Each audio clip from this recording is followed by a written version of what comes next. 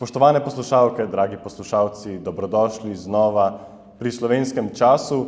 Znova gostimo dva izjemna gosta. Tokrat gre za dva odlična krščanska, katoliška podjetnika, ki sta vsak na svojem področju več kot uspela. Govorili bomo o vsem, kar se tega tiče. In sicer z nami je Joãom Perteguer-Muñozom. Great to have you here. Thank you for being with us. Joãom Pedrom je izkušen katoliški izobraževalec in podjetnik iz Španije, ki že več desetletij združuje vero, izobraževanje in tehnologijo. Je direktor več katoliških šol in direktor univerzitetne skupine Slam Universities. Zelo aktivno deluje tudi na področju izobraževalne inovacije, denimo pri uvajanju umetne inteligence, pa dela z otroki z posebnimi potrebami in z visokimi sposobnostmi in na mnogih drugih sorodnih področjih. Nedavno je bil imenovan tudi za predsednika asociacije Acción Social Empresarial, ki združuje podjetnike in voditelje podjetij pri spodbujanju družbeno odgovornega delovanja v skladu z katoliškim naukom. Poleg mene pa je še portugalski podjetnik Joãom Pedrom Tavaresom. Thank you for being with us. Pedro Tavares pa je portugalski podjetnik in vodja, aktiven kot predsednik Krščanske zveze podjetnikov in menedžerjev. Ima dolgoletne izkušnje v svetovanju, upravljanju in finančnih storitvah, kjer je bil tudi vodja finančnih sektorjev pri konzultantskih podjetjih. Diplomiral je iz gradbeništva in opravil nekatere višje študije, med drugim na področju finančnega vodenja. Močno je vpet v gibanja krščanskega podjetništva in organizacije, ki spodbujajo etiko, družbeno odgovornost in uresničevanje skupnega dobrega v poslovnem svetu, tudi preko sodelovanja v UNIAPAC, torej v Zvezi krščanskih podjetnikov, ki trenutno gostujejo v Sloveniji na svoji konferenci. So, dear guests, I would first like to hear your story. How is it being a Catholic businessman in a very un-Catholic world, so to say? How did you find your way? Okay, I can start. So, my main course was as a management consultant for a worldwide company, multinational. And then I was improving in my career, and then I realized that was a mismatch between the way that I celebrate Sundays as a Catholic and the way that I was at work, looking just for efficiency, quick results, don't matter about the people and things like that. And then I started realizing that the foundation of my life is to being a Christian. So I should build on top of that foundation and not vice versa, being a good consultant. And by the way, I'm also a Christian and a Catholic. So when I realized this was a change, a shift in the way that I build my life and the way that I put the values on top of the results, first of it, okay? And once I decided that I need to make it to be open to others and to share with them that this is the way and this is what I want to be in a way that of truth and values and even love. Can love be a management criteria? We start this thinking about it. And when I make it open and explicit to others, I start building a different edification in my life. Because people, first of all, I start to be personal and not just professional.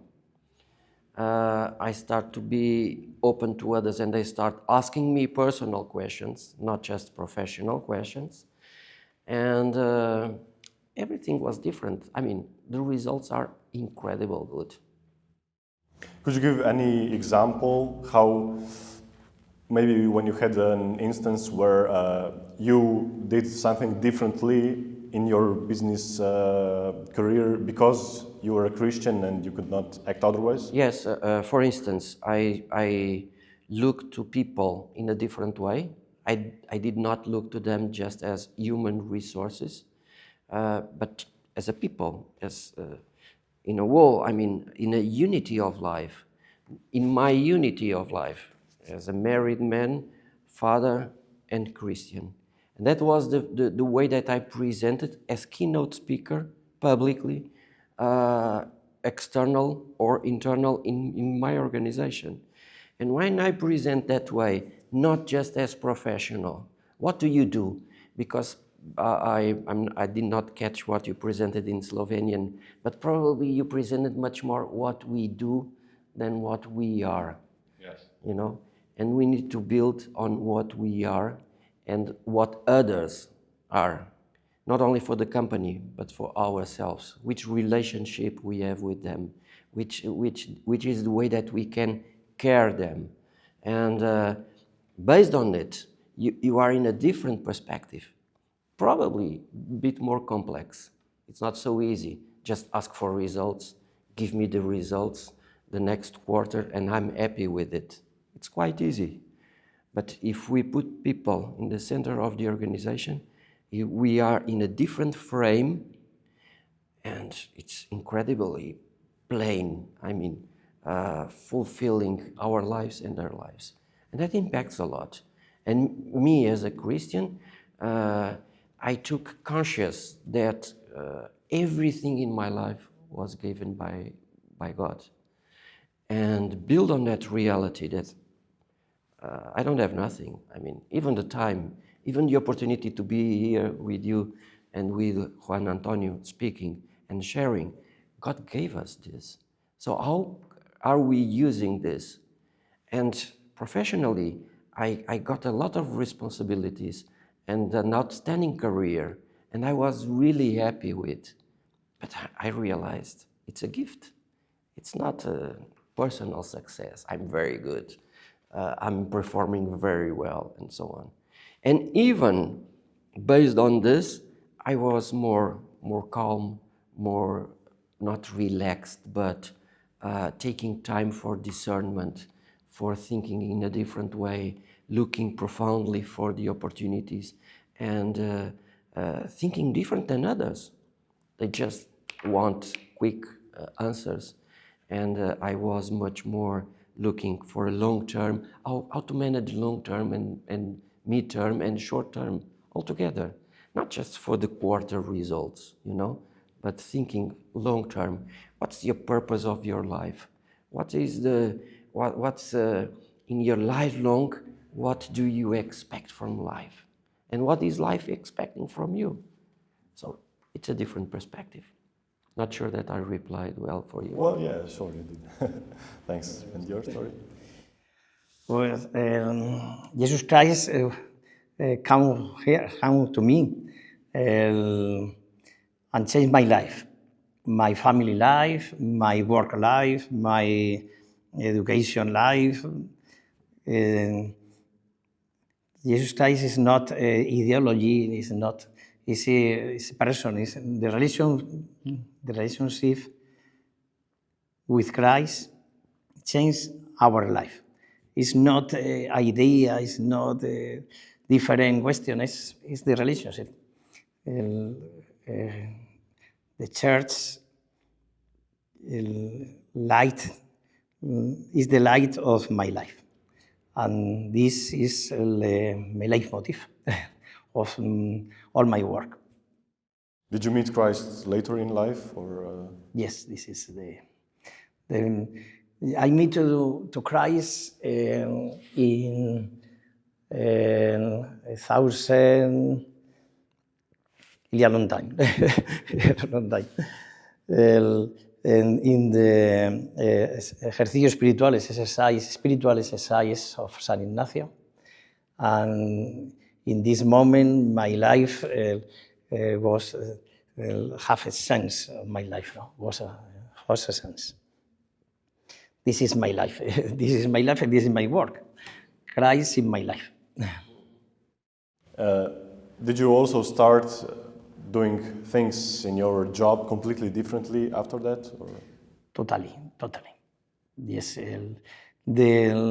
it's different.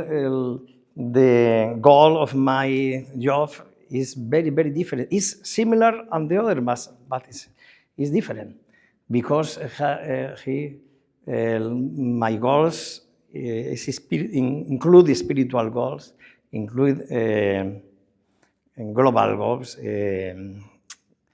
don't want to say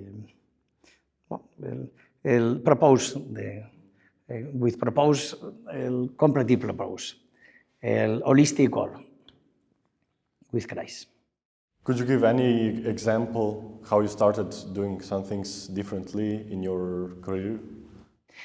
I think that is similar but different. It's similar, external is similar, but the purpose, the internal, the spiritual is very, very different. And when a student come to my school, this student not only learn math, language, different history, yeah. He was the opportunity that the meeting with Christ. I don't spell, sorry, my English. Behind the maths is Christ. So, I don't know how to say, yeah. It's similar, but it's very different. The spiritual don't sense to the life. Could you describe a little bit the schools that you lead? What are they like? Are they completely different from the schools that we usually know? I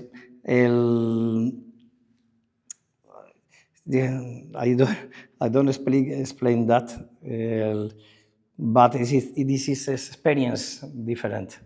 The teacher is not teach that the text is the important. The relationship with the student is the important.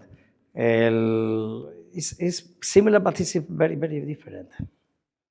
Okay, so I think a question for both of you would be, how do you, like, as a Christian businessman, you obviously cannot use all the same methods that somebody without any type of this kind of morale or ethics can. So I wonder, can you really be a good businessman on the market where, you know, they say that the only law is simply the market? There's nothing higher, and we see a lot of methods being used by the big companies that don't really care about the smaller ones, they don't really care about their workers and so on, but obviously they are, just because of that, able to grow faster, to be more successful in some sense. So can you really be successful in the global marketplace today as a Christian? I think so. Even more successful. I think that even more successful. Are we in a short race? How long is our race? Is it, our race is for eternity, first of all.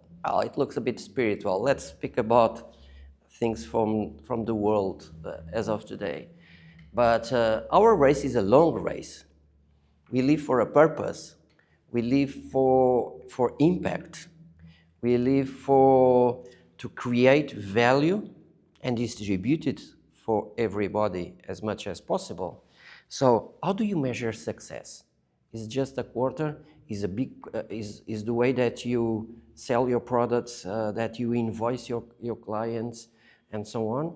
Is the way that the market share of your company grows? Is it just your score?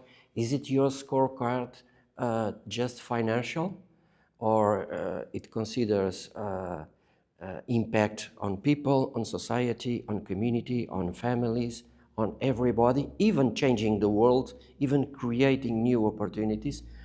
I think that we have a huge way up front. I feel well respected, not only as a professional, but also as a businessman, but also as a Christian.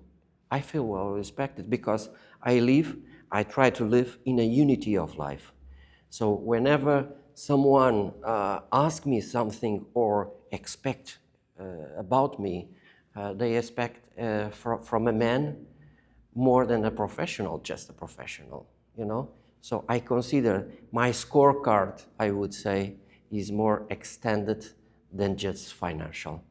But that doesn't mean that I'm not taking care of financial results. Yes, sure, I'm looking for financial results. But financial results are not just a target, but a result. Give you an example. If I create more confident and trustful relationships with my clients, they really trust me, I will sell more. I will provide more services. I will grow more. So if I focused on creating trustful relationships, then I have bigger and wealthy results, financial results, you know? If I just focus on pushing the product, try to sell it, I mean, well, whatever you use, don't worry about the means, don't worry about the way that you trying to sell it, you will not get the same results, you know? But if to create a trustful relationship with others takes probably much more effort, focused, consistent way of living, caring about others, caring about the clients, caring about the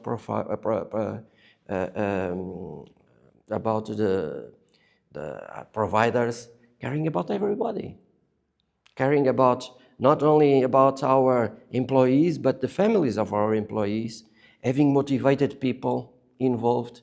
You know, this is a bigger scorecard. This is quite extensive. We are in an upper level.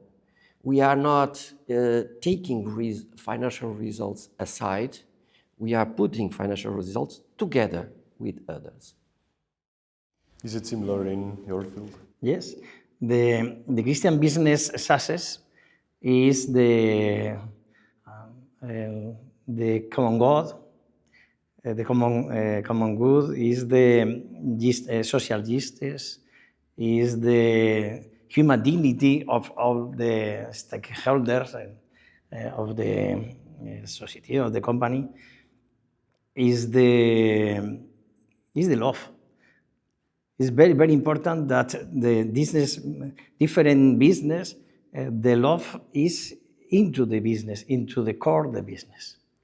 It's not only the financial result. It's not the love is the principal apportation from the Christian businessman. So I sense that both of you have a very strong sense of the importance of caring for your people, of love being a principle in your own work. But what about all the businessmen, the CEOs and so on, who don't have that sense, who perhaps are mostly led by bad motivations? How much should the country, the state, regulate and control this type of bad behavior in business, and how should it do it? I think that for instance, I work on banking industry. It's over-regulated. Everything is regulated. I mean, even more than it should be. But I agree that we had crises in the past, and the regulators took some responsibility on it. But the final responsibility is from the people, and especially from the leaders that are in the business. They are really responsible for that. When we put these Christian values not on top of our priorities, but on the bottom of our priorities as a foundation, I wouldn't say that we are good and the others are bad. No, I don't like that. I think that we are our way of living and our way of doing business and doing good business with good services, good goods, good people, good environment, good companies, and so on. So that's what we pursue. We look for the long range. We don't look just for short, and the others are bad. No, I don't think so. That my perspective is that our mission is to inspire others to do the same. This is really good. This is really a good way, and we need to inspire others, not just condemn them or thinking that they are worse than we are. No, we need to be humble on this. This is, as I said to you, a gift. This is something that we need to take care of and provide these to others, you know. Then you have bad attitudes, corruption, lack of ethics and things like that. It should be treated in a different way. That's another game, you know. But how much should it be treated by the state and how much? Punished. It will be punished, not by the state, by the regulators, by the external, by the society, by the people. The new generations are looking for, not just for growing careers, but careers for impact, careers to create value, careers that are meaningful. And people are looking for that. So I work in a company that has virtuous values, virtuous culture, and virtuous leaders. Really, indeed. And that's what people are looking for. So I buy products from that company, not from that one that makes some shortcuts on the processes or things like that, you know? So I think that they will be punished anyhow. They will be punished by the regulators, if not the regulators, by the society. On the long term, because I'm every time speaking on long term, not quarter, not short term neither, but in the long term, they will be punished by the society will work that way. So you think that society will not simply go for the cheapest option? Not for the cheapest. They will look for the one that provides more impact for them. Not for the highest price, but for the reasonable price. I will look for the best product overall. Overall doesn't mean just quality on the product, but quality on the process, quality on the culture, and so on. And how much freedom do you have in your country, in your state, as a Catholic educator? Would you wish for less regulations or maybe more freedom, more support? We need less regulation. There is a principle of the Charles social doctrine, the subsidiarity. I think. Subsidiarity that said the state not regulate that the school can do it, or the family can do it. The state only regulate that family, school, teacher not can to do it. It's very important that we need regulation, less regulation, more freedom for us, for develop the spirit in our job and the school, and our Catholic and not Catholic school. We need freedom. May I add some? Yes. Because it's very important what Juan Antonio is saying, which is when we are over-regulated, you take off the responsibility from the leaders, yes, and you put it on the regulator. So I'll do it this because the regulator is asking me to do it. I'm not doing this, it's not an inner decision based on my values, but because the regulator is asking for it. And this is really important when we have over-regulated industries or societies or whatever. You take off the responsibility. For instance, you take off the responsibility from the family and you give it to the teacher or even to the state that defines the contents that will be teaching for the kids, you know? Yeah. This is really, really important. Where is the responsibility? Who is responsible at the end? Who is responsible for a decision or for a culture or for a way of acting or being and so on? And this is very, very important.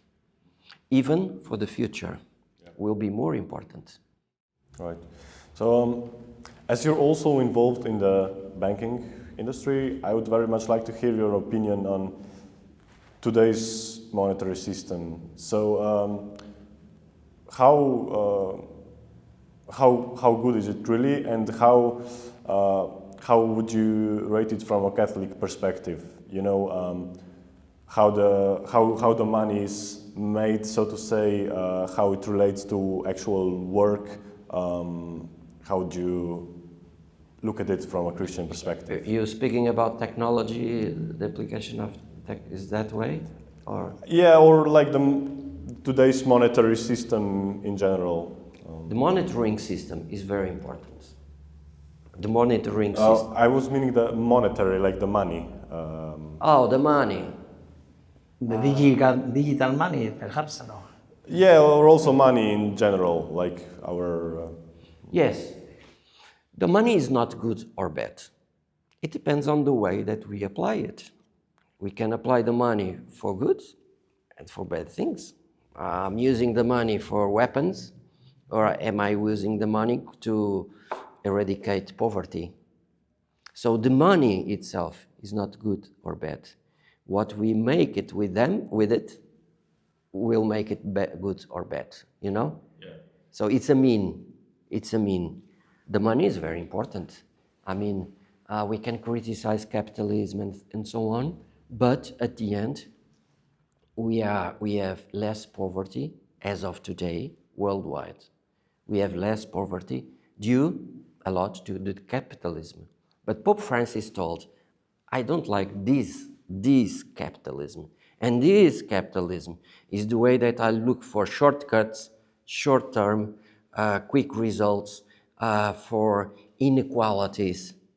I think that the biggest challenge that we have, one of the biggest challenges, we have several, but one of the biggest challenges that we have as of today is how to manage inequalities. For instance, we have global wars, we have significant tensions, we have a lot of poverty around the world, but inequalities are increasing. And I'm not sure that it will decrease on the future. So I think that that's a big challenge that we are facing. So money is not good or bad. It depends on you use it. Well, yeah, I was actually mostly asking that because of my next question, which would be about investing. So I think we would probably agree that for someone who's a Catholic, he's not able to invest like as if no moral or ethics would exist about that. So I think you would probably agree that it would not be fair to intentionally invest in perhaps a company that is doing bad things in some way. But what about the new types of investing where money is created, so to say, simply out of some negotiations? For example, the crypto currencies or other types of investing like this. How do you look at it from a Catholic perspective? From a Catholic perspective, first of all, I'm quite open for innovation, really. I'm not against crypto coins. I'm not fully against with it. I'm against the way that they are treating them on a free ride, growing a lot with no supervision. If there's something that we need to supervise is the way that we apply money, the scrutiny about it. So I'm not about digital assets, for instance. European Union is discussing the introduction of digital assets. I'm not against it, but it depends the way that it will be used or abused.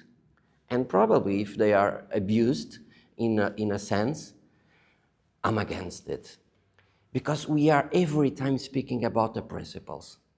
And the principles that I apply for people are the same principles that I apply for money, for other assets, I mean for everything, for technology, the same principles. And we have this, we are bedrocked in these principles. And whenever we take a decision, what we look is, am I applying these principles or am I acting against it, you know? And then we take a decision. And probably we are not on a large road where we can choose everything, but I prefer to be in the right road, even narrow, than in a large road where I can do everything. Could you maybe lay out a couple of rules, so to say, for example, we have a young Catholic person who has a certain amount of money that he would like to invest. What would be some, for example, fair or just and unjust ways for him to invest it? For instance, my personal case, and I'll speak about myself, I'm not investing on offshores, for instance. I never invest on offshores. My portfolio manager did it in the past, and I told him, no, I don't want it, take it out. I look for investments that are ESG responsible, I mean for environment, for ecology, for social and for government, that are transparent investments. They are sharp in the way that they measure results and so on, and they are socially responsible. I look for that. I'm not looking for growing significantly.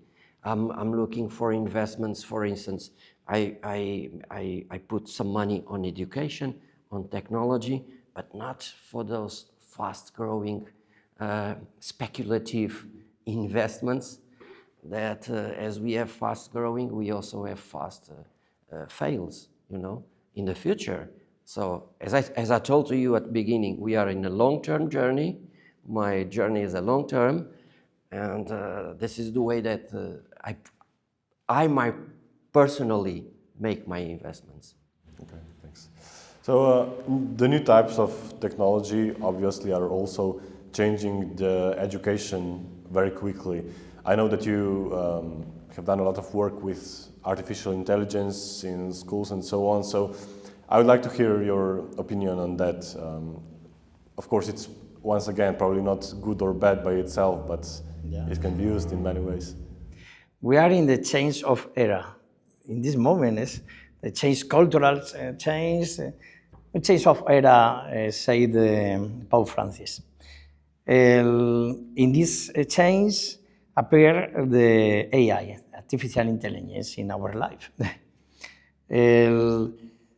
There are idea, very interesting idea. If AI can do, if artificial intelligence, machine learning can do, it will do it. If can do what I do, I will do it, and faster, cheaper, and probably better. This is a problem very interesting.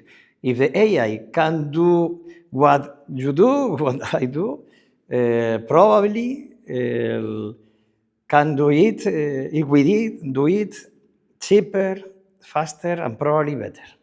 This is a teacher, which his work is explain the textbook. The AI will be do it better. The teacher that no interest is no relationship with this student, the AI can do it better.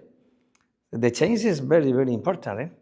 AI can personalize the learning, can adapt to student the learning better than more of the teacher. The AI can give real-time feedback of the work of the work student. But the AI not to be able to change the life of the student. The AI don't to be able to a true relationship with the student. A good teacher does not only explain, he or she accompanies, listen, inspire the true relationship, and fundamental. A good teacher loves your students, her students, his students, but the AI only adapt the knowledge, the learning, the path learning of student. But is the opportunity to change the relationship between a good teacher and a student. So, in practice, how do you involve artificial intelligence in your schools? Do you teach the students about it or use it in the classrooms? Yes, we develop different AI assistants to our school. No? The first is Sophia. We named that Sophia. This is Sophia help to my student to It's an agent, right? An agent. an agent, yes, it's an agent, an AI agent for my student. Control it, good training. We train it in the principles of the doctrine, the social doctrine, the social doctrine, and no ideologies, no sesgos, how do you say sesgos? No ideology. The AI, the ChatGPT and other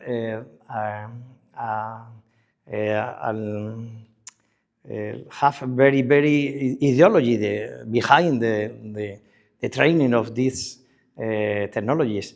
But our Sophia is not ideology. Sophia helped to my student to know, to increase her personalize her learning path, etc. No? And help to my student to know the different. I don't. Help to my student. Another technology assistant with developed with AI is AI to learn. AI to learn. This is a technology to help my teacher to the personal development. But it's very, very interesting. No? And in this moment, I will create AI campus, digital campus. This is a process in this moment. Our experience is very good because the AI assistant with AI, Sophia, we change the classroom. It change the teacher change is not the teacher explain only the textbook. Is co-create or co-working with our student with the help of the Sophia. Do you feel that the fact that most people know AI as the chatbots that actually behave as if they were a person, you talk to them like you would talk to a person, and they respond to you, and they fake some feelings and so on. Do you think that's bad in general, or our AI stand, Sofia, no fake, no ideology, yes. The other AI in the perhaps behind there are very ideology and say fakes with no problem. You ask and respond the fake, no problem. Be careful with the use of the different LLM, different AI technologies in this moment. Be careful. I think that our student is not prepared to the ideology that is behind this technology. do you feel that there is a big fear of artificial intelligence in the business world currently about the jobs being lost and so on, or do most people see it as an opportunity? Or? First of all, I'm not against AI. And neither I'll be acting as a barrier to AI.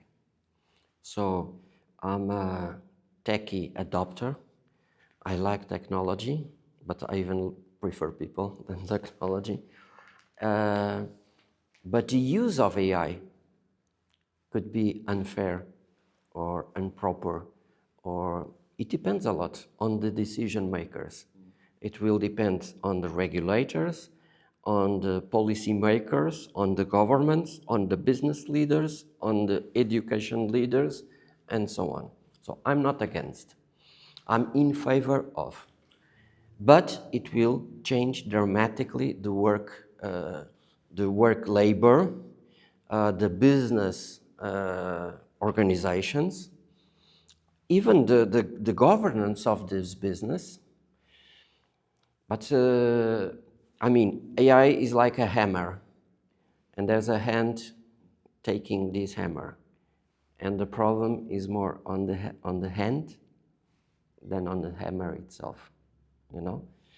So I think that the biggest challenge is on the leaders, and I think that we should be aware, and that's one of the reasons why these principles and these Christian values that we put as a foundation of our way of thinking, acting, and living is so important for the future. I'm not sure that every leader is prepared for a gift called AI. This is the way that I see. Besides what Juan Antonio already mentioned about take care about the models, take care about the algorithms, because at the end of the day, probably we will not know how the algorithms are performing. Are they performing well or not? Are those ethical algorithms or not? So I think that the challenges will be on that way. Will be not on the technology itself, but it will be on what people will do with it. It will be on ethical principles. Will be, so that's the way why we propose AI for good certification. So we work with a AI for good certification. For instance, can we certificate the tools itself or not? Algorithms that promote hope, algorithms that are not against or fighting with people or are friendly, human friendly, not user friendly, but human friendly. So I think that we should move on that way. So not looking for fast results, but looking for the right results, which are short, mid, and long term. So I think one of the last questions for both of you would be if you would be for a moment the most powerful politician in Europe, what would be the first three things that you would change in the business world in this part of politics to enable a better word for you? Go ahead. So, if I would have a crystal ball and would ask, be promoter of love as a criteria, truth to create confidence, mutual confidence and mutual truth, a truthful world. Fairness is really important. I mean, justice, not just social justice, but justice is really important for the world. Eradicating inequalities, and poverty is probably the worst inequality that we have in the world. People that is dying with hunger, in poverty, they don't have hope. Creating platforms for more dialogue. When I look to some of these leaders that speak about war every time, they are someone that they are not pursuing peace. Peace is really important. Then you could ask in the next podcast how to do it. I have some ideas for it, but those would be my crystal ball, would be that way. How about yours? Good, very good ideas. The Vatican Renaissance Foundation proposed the roncall, the 6 principles of lighting the future world, or the world with AI. First, transparency. The AI must be unstable. It's very difficult that because the AI, the actual AI is based off the neuronal network. Is not a simple sample. But first, transparency. Second, inclusion. The future, we need inclusion. No exclude, no discriminate anybody. Inclusion. Third, responsibility. When I was to the bank, the banker said, the computer said, no, the computer no said. You said to me. The computer no decide, algorithm no decide, no must decide. You are responsibility. A person, someone accountable in all decisions. 4, impartiality. 5, reliability. 6, security and privacy. It's very, very important, these 6 principles. In the future, in the new era, and the AI system, AI algorithm in our life, it's very important to see in these 6 principles of the roncall.org. Okay, maybe one last thing would be your best piece of advice for a young, let's say, Catholic person in Slovenia or maybe Europe in general, who wants to, or who maybe sees his path forward in the business world. What would you tell him, or what would you perhaps tell to yourself some decades ago? For people, I'm over 60, so I can have some advices on that. And in Portugal, when I speak to youth, and I ask them, so what do you want to do? Who you want to be in the future? You know what is the answer? I want to be Cristiano Ronaldo. This is what young people, young boys are looking for. And I said to them, Cristiano, we had a previous very good player prior to Cristiano, Eusébio. Probably you never heard about him. But Cristiano Ronaldo, he was really young, and when people asked him, would you like to be like Eusébio? He said, no, I want to be Cristiano. So first advice, be the best version of yourself. Don't try to copy with others or do it because others are doing or looking to others how they are performing and I want to be a copy of it. So Pope Francis says we born as originals, some of them are dying as fake copies of others.